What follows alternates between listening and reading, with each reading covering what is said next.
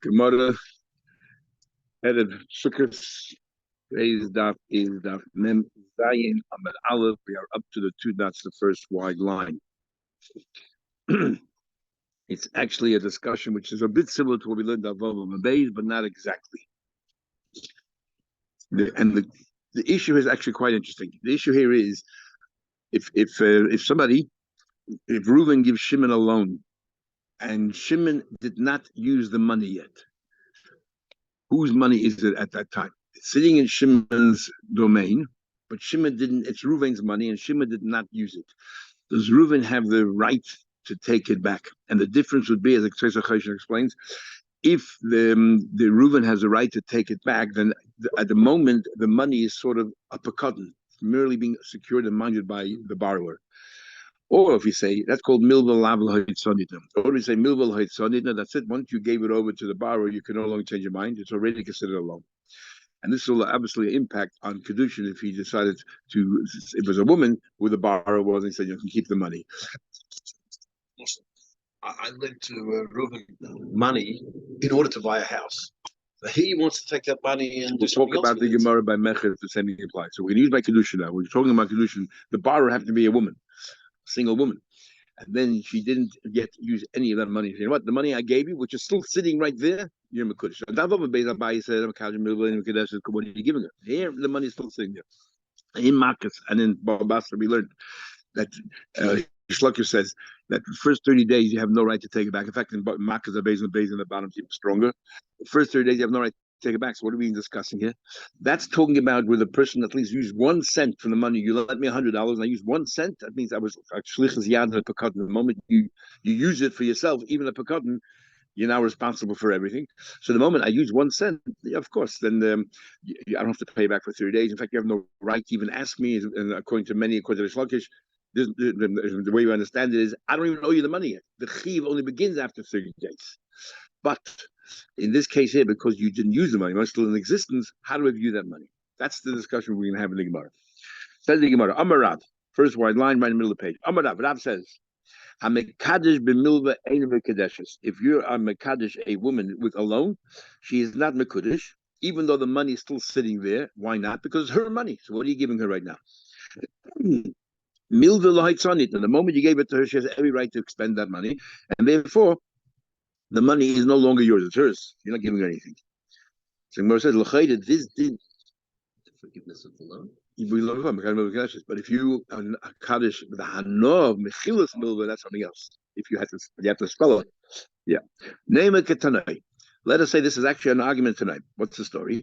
It says in one opinion, it says we should not engage via is clear. And what are we talking about over there? We're not talking about a milva that she used already. Why would anybody say Mekadeshis? What are you giving her? So obviously must be talking about you didn't use the money. She didn't use the money yet. And the argument is if you're giving her something now or not. No, who owns that money at that stage? At the moment you gave it to her, she has the right to use it, therefore you're not giving her anything new. As long as she didn't use it yet, the balabas has the right to ask for the money back. Because it's a pekadon at the moment.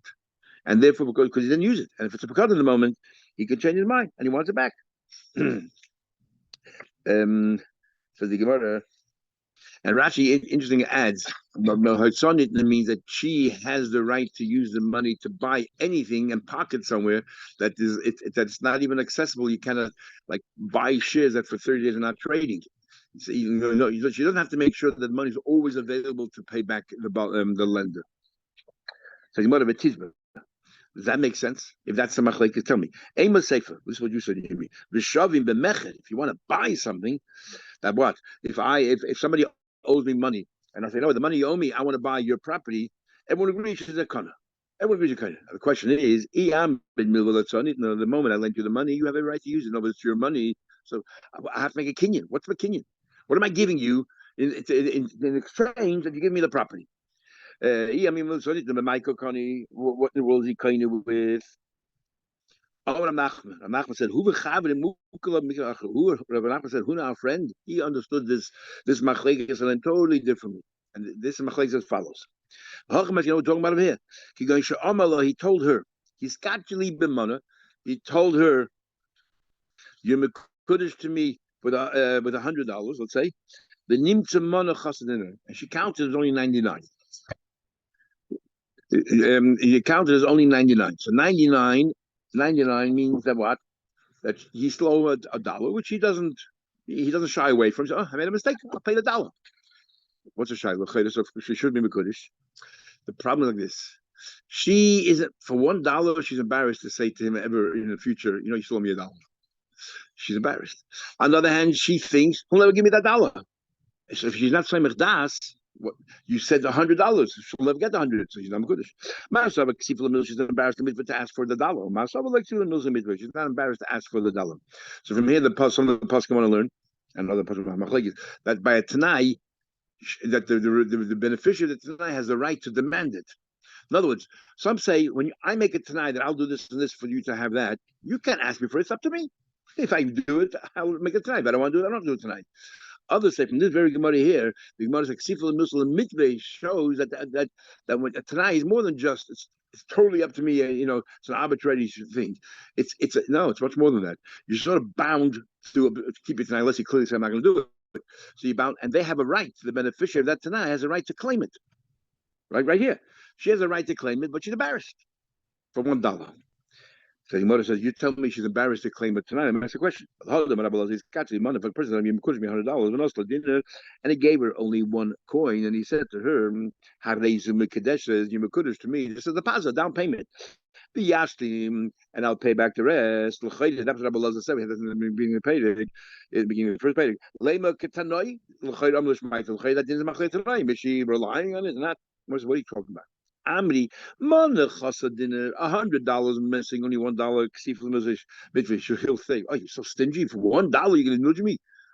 Therefore, she's embarrassed to ask him. Maybe that's why she, again, we're understanding her psyche. She gives up. She'll never get the $100, which means he was never mekadosh with what he said with $100.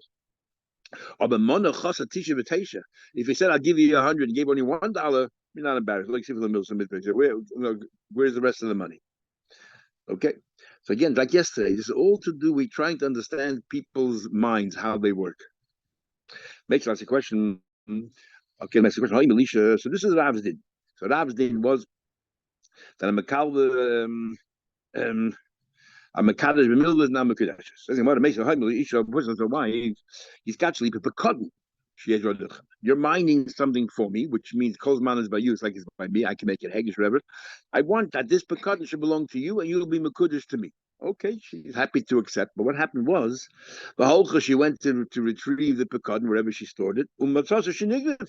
She finds it disappeared, stolen. It was lost. So what's he giving her now? So, because the pekadon which he could give her is no longer in existence. So it's like this: if at least a pruta of that pekadon is still in the house, he's giving her that pruta mikadeshes. But if there's not a pruta left in that house, then ain't a mikadeshes. What's he giving her? That's one opinion. Rav Shimon Belazar says, "Should I make it?" Sorry, I missed. I skipped the line. Does she have any? Not anymore because he just gave it to her. No, I'm saying, was she? Let's say she was. We'll see. No, the Gemara will talk about in a minute. If she responds or not. But a milva, what's it then by a loan? He says to you, "Mekudesh to me with this loan," and then suddenly she finds out that the money she didn't spend, and suddenly the money disappeared. By a loan, even if there's nothing left, she's mekadeshes. Why? The hana that he was meichel, you have to pay me back.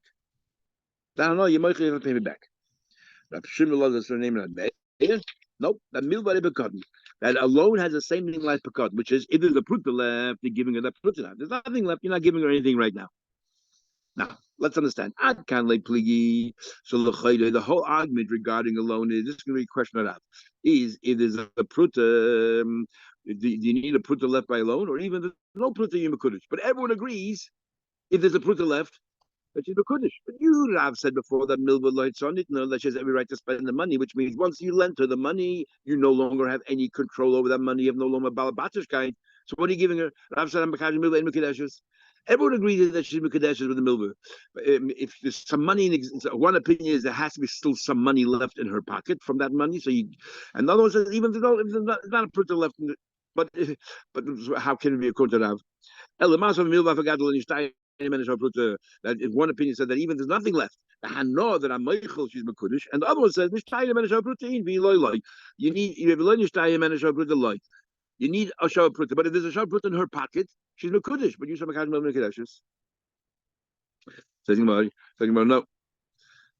Aber the Kuliyam Makadam Mikudeshes, Kashan Rab. Omar Rabba says Rabba. The Tizbara Matiratzti, you think this Brisa Bechal makes sense? The whole Brisa is wrong. Mishabashtihi. The whole Brisa from beginning to end is wrong. I'll explain to you. The question, the very question you asked before. Let's view this Pekod. Is she responsible now that it was lost or stolen? Is she responsible if you wouldn't have given it to her as Kiddushin? No, if you wouldn't give the Pekod as Kiddushin, and you say, give me back that Pekod, and it turns out to be it was stolen or lost. Was she responsible now? Because if she was responsible, then it's like a loan. So what's the difference between a loan and that pekod? She doesn't have the pekod anymore. She owes the money, and she's saying, "Nobody keep it, and I'll be Kiddushin." So what's he giving her? He's giving it back to the loan. So you might like this. High pekod hechedami. Let's understand the pekod. If she accepted, let's say, responsibility, hayin milva. She's responsible. She owes it back to him, and by milva, the Tanna Kama said that even there's no money left over, the Hano that you're Michael, so why become any different? None of us. Either like Kabbalah Christ, none of us. Talking about she's not responsible. Let's say she's a Shem Bechinim. So stolen or lost, she's not responsible. So therefore, and now you're saying to her that the Pekod is yours. If there's a pruta left, you're giving her the Pekod. That's what you're saying to her. So why do you have to introduce by a milva is different than a pekod? What are you saying? What does Tanakh say? By a pekod, you need a pruta left over. By a milva, even there's not a pruta left over, because it's by her. As long as the hano that I'm Michael her, she's happy. But if she's a shem mechinam, then what's the hano? No, so much. He introduced the idea of milva. He introduced the milva. So the question is follows. If so, Adatoni is safer. Why introduce the safer by a milva?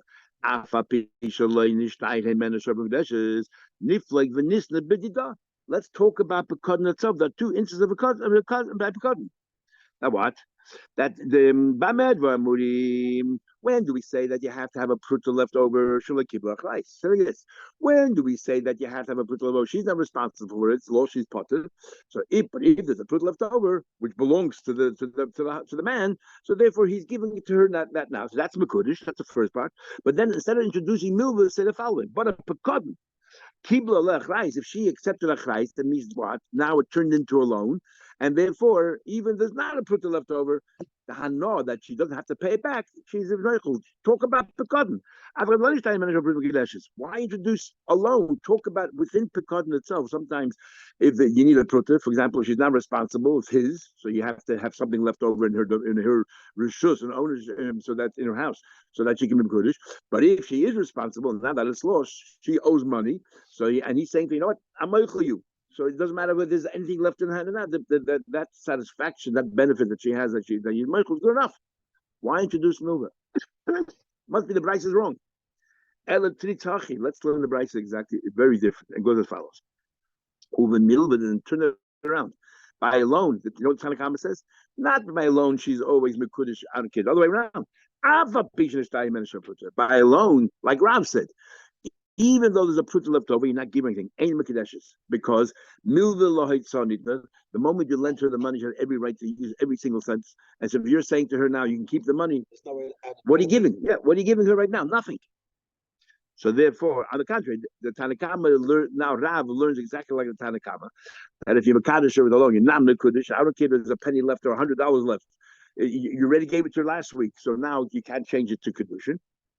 And if Shemelaza says, B'shur Meir, the name of the mayor, he holds all the way around. Milva hareya pekadon. He says that a milva is like a pekadon. He's like a pekadon. So Rav holds like a Tanakhama. Your question was that it seems everybody in the Bryce is agrees with Rav. I'm telling you, no, we have to swap the Bryce around. And the Tanakhama actually holds it by a loan. Why? Because milva lets on it. The money she had in her pocket that you lent her was hers, came hers. So my community. So that can't we understand. What's Rav Shimon Loza? What's he saying here that if there's a pruta left over, which is mekudesh? Rabbi said, I'll tell you. Ashke And what's the problem? Maybe that's the argument. If Milva Lahaitsa Nitna or not. The Tanakama holds that Milva she has the right, the moment you gave her the money, she has the right to spend it, even though she didn't spend it yet. And therefore, there's nothing, you're not giving her anything right now.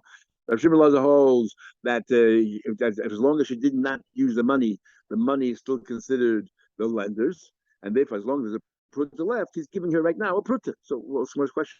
That's the argument. That's the problem. Rav made a din sounds like it's according to everyone, it's universal, and now we say it's a machlekes tanaim.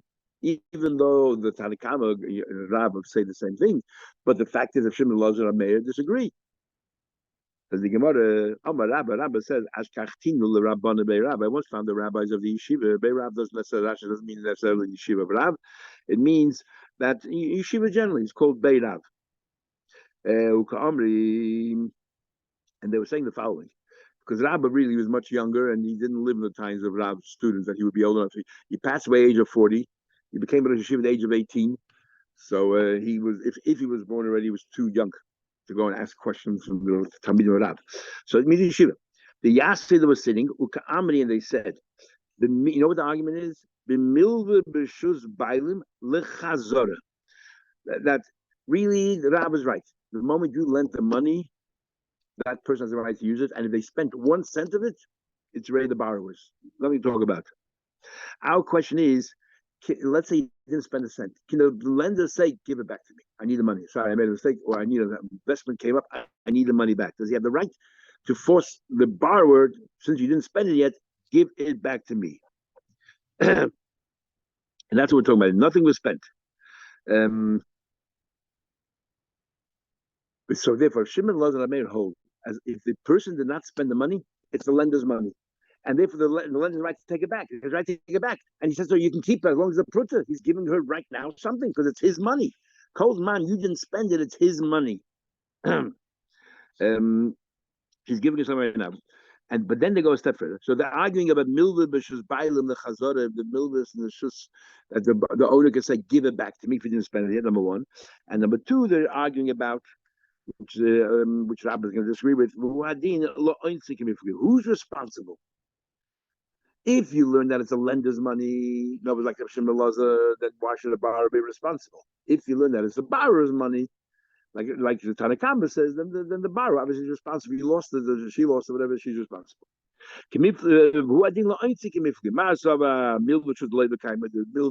Is the ownership of the loiva, therefore the mal is giving nothing, that's a Tanakama. But what he lines him, and therefore the loiva is totally responsible. If you didn't spend it, the owner can take it back. So even though it's not by the owner right now, sitting by you, it's the owner who's responsible. What he lines him. I mean, when I said this part, I disagree with. The fact is, where's the money sitting right now? By the borrower, even though technically the lender has the right to ask for it back, but Koldman, the lender, didn't ask for it back. It's in your house. You should be responsible. I mean, when it comes to Einsim, everyone agrees the borrower is responsible. My time, why is it any worse than the case of borrowing? You borrow an axe. Ma shaila the hadabina that is what do you call it? Shaila, the actual axe itself. I have to get back to the lender. So not only does the lender own the lender own the axe, this very axe you have to give it back to him. And yet, while it's in your house, who's responsible? The borrower. The hadabina chayiv ba'oinsi. So milva, where you have every right to use the money, Kozman, the lender didn't change his mind, even according to you. The borrower has every right to take the money and do whatever you want with it. He's like Kolshke. Surely that you're responsible for it while you have it. You have more the borrower, and even in Kushim Malaza, that he has the right to take it back. Because I didn't, you have more rights to the money than a borrower borrows an axe. So you're responsible. Surely you're responsible as well. What will I agree with this time? The milva b'shus bayin lechazar you can write. The only argument if the lender has the right to ask for the money back. Says the Gemara, okay, let me ask you a question. Let's say I borrow an axe from my friend for a short time, for a week, let's say. The borrower actually used it to chop wood, then he made a kinyan that he's now the borrower. And the lender cannot say, hey, we made it for a week, give it back to me. I need it to 2 days. You can. Or if the borrower didn't use it yet, sitting there on the table, and the lender said, look, I need the axe back. They're like, he's not kind, he must return it to you give it back. So l'chayda leimet ketanai amra l'shmaita. L'chayda, this is exactly the same machlekes we have here between Rabbi Shimon Elazar Meir and the Tanakama. The money. According to Tanakama, the moment you have the money, it's yours. According to Rabbi Shimon Elazar, only if you spent the money. If you didn't use it, you can give it back. So that's a machlekes. This din is a machlekes tanaim. This din of Rav Huna is actually a machlekes of tanaim. That's what it seems. So Gemara is going to make a distinction between borrowing an axe or borrowing money. And what as follows: like, when do they argue my loan? Because the money that you borrow, you're not getting back the same money. On the contrary, you're going to use this money, you're going to give me new money back. The law had been, since you don't have to give back the very same money, so therefore, according to Tanakama, according to Rav, the moment I gave it to you, it's yours. I have no rights to it anymore. I will be shayla when it comes to an axe. The hadra beina, very axe that I lent you, you have to give back to me. If you didn't use it yet, Rav Huna says you have a right to take it back. If you use it, then you shayla started. I can't take it back. But you didn't use it, I could. Like Kana. So Gemara says, Neima, let us say the ketanoi. Let us say this din of Rav Makadosh b'milva is a machlekes tanaim, and then we can learn 5 or 6 different ways, or a whole bunch of ways of to explain the machlekes has nothing to do with Rav. So first, let's see. Prima facie, it seems this is an argument about Rav's din. It goes as follows: Yiskachili b'shtarchoy. He says, "You Kiddush to me." He says to her, "You Kiddush to me with this contractual loan." Now we don't know who the borrower is. Is the borrower the woman, and he's saying to her, "Here, take the loan, take the contract back, and I forgive you," or someone else owes money to this guy, and he's saying, "No, that person owes me $100. Here's the contract he owes me. I'm giving you the contract," which is like a check. We'll see. So let's start clear. Or somebody else owed him money, and he gave what? He wrote her a power of attorney. He said, "You can go ahead and collect the money. It's yours." I made him Kadesh. He said, "Well, she's Mekudesh. You gave her something." And the made Mekadeshes. Now let's understand. There's 2 cases there. One is a power of attorney, somebody with money. One is a shtar chayt. The chayda, it's exactly, if we're talking about somebody else owes this man money and he's giving it to her, what's the 2 cases? What's the power of attorney, or what's the on a loan, or what's the if I give you the shtar chayt? The fundamentals are the same. Somebody owes me money, didn't pay me yet, and I'm giving you the right to collect that money, and that's considered shava pruta, and therefore she's mekudesh. So why break it up into 2 cases? What are we talking about shtachayim? That someone else owes you money. How's that different from milvei lechedim? We're talking about her shtachayim. Over mekadesh b'milvei kamifkin, they're arguing about mekadesh b'milvei. This is what they're arguing in. Exactly. Case number 1 is she is the borrower. She is the borrower, and he's giving her the money. And the case number 2 is someone else owes him money. And case number 1 is a machlekes. Why? Because that's mamash and mekadesh b'milvei. She didn't spend the money yet, and the question is: are you giving her something or not giving her something? So Rav's din is a machlekes. Says both cases are exactly the same. What's the difference? The first case involved a contract, and the case of no power of attorney is a milva apeh. He owes me money. There's no contract to it, and I'm giving you that power of attorney. You can go collect that money. The halcha ben milva v'shtar uven milva apeh kamivki. There's 2 different arguments. One by shtar, one by peh. Al peh the Gemara will leave to the end what the machlekes is, but now the Gemara will give a number of different ways of understanding. So what's machlekes milva shtar? Let's say the contract. Why does one say if you gave her the contract, someone else owes you money? A shtar choiv, it's a valid Kiddushin. We understand. It's a check. The other one says no, it's not a valid Kiddushin. What's going on here? So we learn a number of different ways. The argument follows. A check is your money. Here, true. It's like a check in the sense that it represents money. Here it represents money, but the only thing is someone else. You're right. You know, there's a famous Chaim Brisker. He used to give a number of questions before you went to his yeshiva. He would give a number of questions to see if you know how to think. Cognitive reasoning. One is actually we gave Sukkot, so I'll tell you right now. He said you have 2 esrogim. One esrog is 100% kosher, but a suffix of its muhudar. The other esrog is the most beautiful esrog in the world. Some of it's kosher. Might be a lemon, whatever, or a kalayim. So which one should you which one should you use? The one that's 100% kosher, but definitely not hadar, or the one that's 100% hadar, but maybe not kosher? How do you use both? You have only number one. So what would you do? But it's going to be someone. Then you're not much of a lawyer, are you? It's very simple. He says definitely. He said definitely take the hadar first, and afterwards you take the kosher. Logic is very simple. The moment you take the kosher, your yotze mitzvah is finished. You have no hope in the world to use the hadar. But if you take the hadar first in your hand, so if it's kosher, you manage it on the hadar, and then afterwards you take the kosher as a manushech. If I was ready yotze, then I'm not doing anything, and if I wasn't yotze, I'll be yotze for this. The other question was, it's not a fair answer because the question was you have a choice, either this one or that one. You don't have an option of saying both. okay, here's the second question. Why do you pay back loans? Because it's a mitzvah. Free is balchayv mitzvah. We know by Hamavazvaz al Yivazah Yosef V'Chaim, you're not supposed to spend more than 20% of your income on mitzvahs. And the Tov Reish of Rav Shulchan talks that it's all mitzvahs, not just limited to tzedakah. So how can you pay back a loan if it's more than 20% of your income? So you shouldn't have to pay back. You let me $1,000, my income I will have is $500. I should only pay $100. It's too late now. I did. So that's this question. Why don't you apply that rule? If it applies to all mitzvahs, and we learned in Ksubas that a papa says, "Why do you have to pay back a loan?" I'm learning more in Eichen, but the papa says, "Because mitzvah." All right, guys, you want to get into brisk? You have to know the answer to this. The key, what you borrow about that. There's no mitzvah to borrow money. We have that constantly. But you can't go against the Torah. You can't go against the Torah. But borrow is not going to repay. That'll lend you anything. Okay. Yeah, well, you would have made it to brisk. He said very simple. You're not supposed to spend your money more than 20%, but this isn't your money. It's his money. It happens to be in your pocket. It's his money, or their money, whoever they are. And therefore, there's no limit about the business. No, on the contrary, milvul adlitz on it. That's right. The shibud is not loitza. Anyway, that was his. Okay, you failed on both grounds. Yeah, another two questions I can't remember offhand what they were. Anyway, let's continue.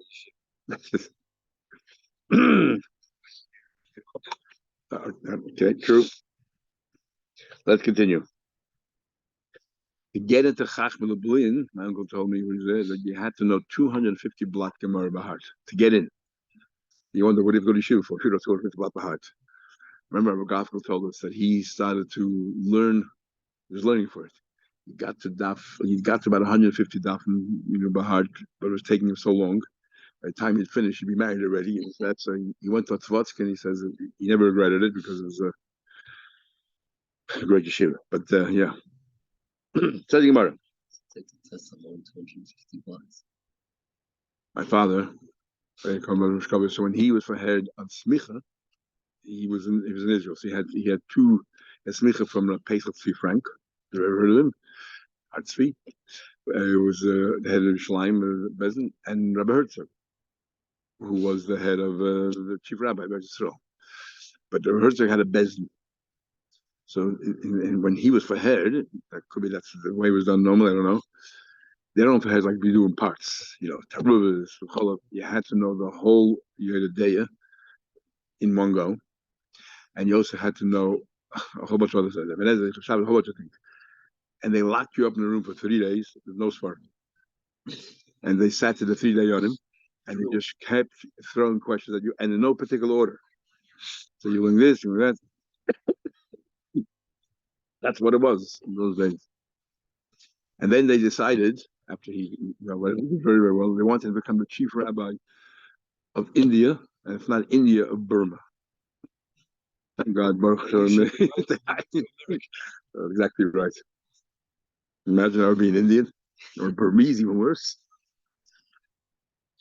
I don't know, were they eating Burma in those days? Why would they even want? He didn't accept India, Burma. Bombay they wanted. Burma not Thailand. Burma is Bangladesh. That's isn't it more what's that like communist that army who took over? No, that whole area. Don't know how many Eden were there in those days. This is talking about now in the 50s, the late 50s. Maybe there were. Let's continue, Mara. Over here, they're arguing the Milva Bishtar might please. So let's go to Milva Bishtar. What exactly is the argument? That number one, the plukta the Rebbe with Rabbanon, they're arguing the machlekes between Rebbe and the Rabbanon. We had this Ivamis already. When you want to start quickly, let's go. The time we learn. Oisius niknas b'mesida. How do you transact the star? I have an existing star. I want to sell to somebody else. I just give them the star. That's enough. The star that's made out to me, I give it to you. Give it, Rebbe. Chacham say no. You need two things. You have to write a star on that star. I got to write a star mechir that I'm selling you this particular star. And the Chachamim say, you wrote a star on the star, but you didn't pass them on the original star. Oh, you're not kind of you have to do both. And that's the argument here. That what happened was he gave her the star without writing another star to say, I'm giving you the star. It's Marsha Isla the Rebbe, and therefore it's a valid condition. Or Mar Lessa the Rebbe, they hold like the Laban, you have to write a star on that star. Okay, that's one way. Everyone says, lesser, we don't agree with Rebbe. You need both. Everyone knows we don't follow Rebbe. You need to give the original start, and you have to write document that you're giving it to her. The argument in the case of the Papa.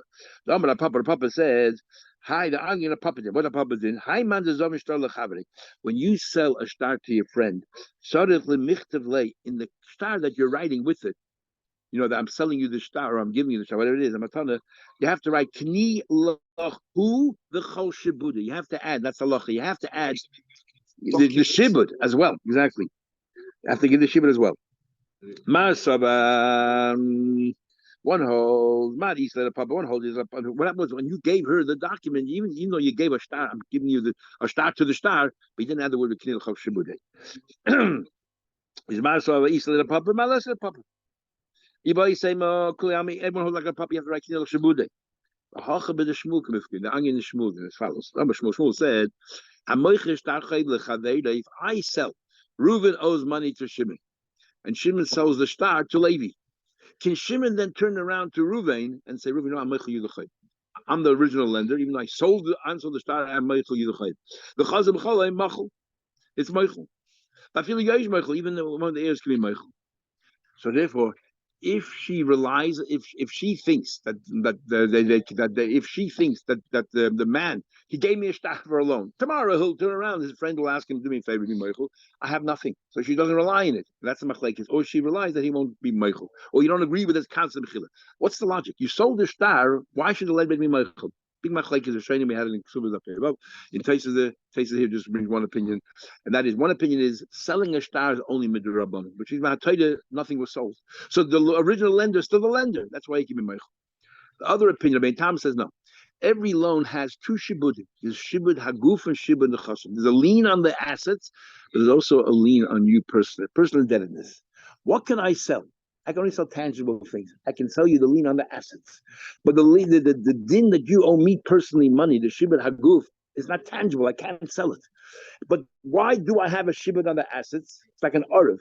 Like you said, nechasim are even like it's why do I have a shibud on that? Because since you owe me money personally, if I have a shibud on the assets, so all I can sell is the shibud on the assets, not the shibud that's on me. So I can turn around, be meichel the guy the chayv. So the shibud on me is gone, dissolved. The moment the shibud on me dissolved, there's no assets. That's why you can sell. Anyway, the arguing in Shmuel's din. So the Gemara, the Bais have another answer. Maybe everyone does agree with Shmuel. But he could turn around and be Meichel. She's now again her psyche. Does she trust her husband, or she thinks he's such a shmegegi that he's going to give me this to get married, and tomorrow he'll be Meichel, I'll get nothing. He's playing around with me. Definitely you have the right to be Meichel by a regular lender, a regular borrower. The woman thinks that my husband, he wants to be my husband. This is how we can start the marriage. He gives me something, and then he's an Indian giver. What he's gonna leave him behind, and it can't be. But doesn't trust him. Okay, so that's a number of ways of explaining the machlekes in the middle of the shtar. Nothing to do with the Rav's case. So what's the machlekes in the middle of the ped? And what it concludes? The my plea. What's the argument there? We had this in the concept of ma'imid shloshim. We said it's a halacha without a tam. That if the lender, by pekadon, the person who owns the pekadon, the person who has the pekadon in the house, and the party you want to give it to are all three standing in together. I can transfer the ownership to the other person, even though nothing happened, nothing changed. So Rav Huna the Amarav, you owe me $100. So no, they're playing my mishlashon. I want to use the rule of my mishlashon not only by pekadon but also by a loan. And that's what he did with this woman. He said, the money he owes me about pay, and you had to borrow the lender, the man, and the woman there said, I want you to transfer it. Marsava, Kika, but I want to pay says the labs didn't limited honey but Pekudin. By Pekudin, you could say, because Pekudin is mamish in existence. Abba Milva, because not really in existence, you cannot transfer it this way, and therefore she's not in Pekudin. Marsava, Loshna Milva, Loshna Pekudin. Okay, we'll stop over there. Have a good Yom Tov, everybody. We'll learn Sunday night in Mitzvah Yom Tov, 8 o'clock, 2 block. Make up for Shabbos and for Sunday. Have a good Can I ask a question? Sure. Yeah, if someone has sold a star, Yeah, and then he's got money for something that he's then cancelled that became worthless, so surely he should have to repay the person he sold that's a the separate star. discussion. That's called Dina de Gami. I caused you a loss. So I didn't directly take something away from you. This is called a cause. And it's a machlekes if you cause a loss, if you have to pay. Meir says Dina de Gami. This is like this gram and this Gami. Gram is like sort of distant cause, and this is Gami, like a direct cause. But I didn't go physically and break your windows. I just, that thing that you have in your hand, I took something away from it, therefore the thing now is worthless. Right? So I didn't do anything. That's right. So there's a machlekes whether it's called damages or not. I mean, it's the wrong thing to do. Don't get it wrong. But it's a machlekes if that's called damages, and the halacha anyway, they got me chayiv, and you have to pay. Yes, you have to reimburse the guy. But that's irrelevant to our story here. What we're focusing on was on whether she received something. Correct, but it would be relevant to Kiddushin. That's exactly. Because then if he does have to pay. Yeah. No, even if he has to pay, but it's a third party, she doesn't get anything from it. Sorry. Oh, so you're right. So if he, but that's interesting. That payment would not. Okay, interesting question. So let's say if he turns around as Michael a thing, does he have to reimburse her? Does he have to reimburse her? Yeah. Even if he reimburse her, it's not that reimbursement is not for Kiddushin. That reimbursement is like a separate thing. Financial. Yeah. Financial. There is an interesting discussion. The law is if Reuben owes Shimon money and Shimon owes Levi money, then Levi has the right to go to Reuben, bypass Shimon, and collect. It's called Shibud de Rab Nosson. Yeah. We had this a couple of times argue, but the halacha Shibud Rab Nosson. So what happens if the husband gives this woman money, but he actually owes money to somebody else? So that somebody else now can go to the woman and say, "Here, you know the $100 you received from your husband to be? He owes me $100. I'm taking it away from you." So was she mekudesh to him at the time when he gave her the money? Was his money? How do we understand Shibud Rab Nosson? That means all along that $100 belongs to that original lender, or no, it ended up wherever it ends up, and tomorrow that person has the right to take it. Then she can go back to him and turn around and say, "Hey, you know the money you gave me, whatever." But how do we understand Shibud Rab Nosson? Did he actually give her something, or he ended up giving her nothing because all along it belonged to the original lender? And these are all interesting discussions.